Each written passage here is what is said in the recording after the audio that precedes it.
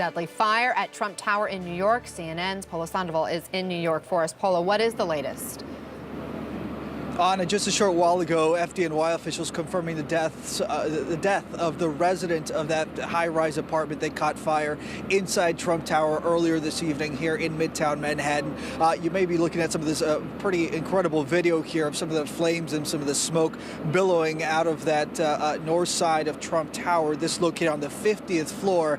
Important to mention that the president's residence is actually the top 3 floors of this 68-story building. The president, the first family, certainly not here at the time of the fire, but officials along with the Secret Service and the firefighters did go into the president's residence here at Trump Tower and located some smoke, but not much more. But again, the main information right now that's being put out by officials here is that the resident of that 50th floor apartment that was in essence destroyed was taken to the hospital where he died a short time ago.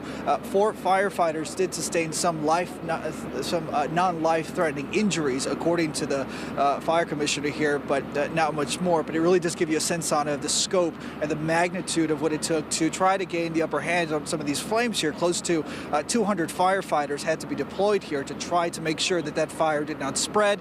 In the meantime, though, Anna, just a little bit about what we're seeing here in Midtown. Certainly many of those streets along Fifth Avenue where Trump Tower is located have been closed off. Certainly has drawn in quite the crowd here as they try to see exactly what's going on here. But for now, the fire contained at that 50th floor apartment, and at least 1 confirmed death as we try to find out exactly what could have caused this fire in the first place, Anna.